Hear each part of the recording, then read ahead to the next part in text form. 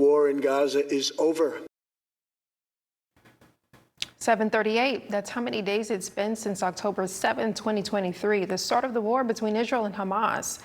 With the stroke of a Sharpie, President Trump joined more than 20 world leaders in Egypt to sign and finalize the framework for stability in Gaza. Thousands have died and hundreds of hostages have been taken into captivity since the war broke out. And today, those hostages were returned home. Israel saw the 20 surviving hostages return home to their families, along with 4 others who died in captivity. 24 other dead hostages are expected to be returned as part of the ceasefire. In exchange, around 2,000 Palestinian prisoners were freed from Israel. Fox 54's Gabe Glassman talked with locals who are keeping an eye on the developments in the Middle East and on the road ahead. After more than 2 years, the Israeli hostages have been returned home. 20 living and another 4 dead Israeli hostages were released from Hamas captivity on Monday, with the remains of another 24 to be returned in the near future. In exchange, nearly 2,000 Palestinian prisoners being freed from Israel as well. This is phase 1 of the newest ceasefire deal. Here in Huntsville, locals are keeping an eye on the developments being made in the Middle East, while also focusing on the road ahead. There's an extremely long road ahead. There are so many underlying issues that need to be addressed.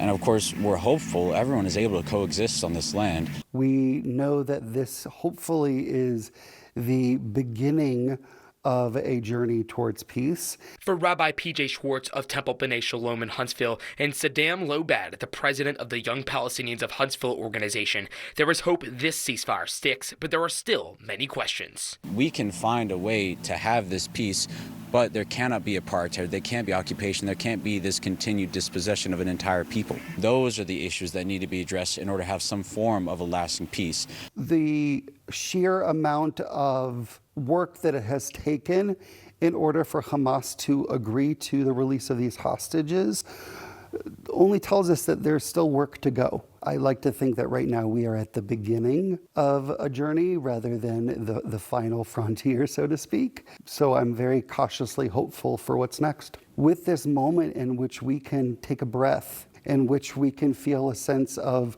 relief and see a potential light amidst the darkness, I hope that we're able to come together once again as a community to not only celebrate this historic moment, but also find space for one another. In Huntsville, Gabe Glassman, Fox 54 News. As part of the ceasefire, the Israeli forces have less than 24 hours to pull back their forces to a newly established border.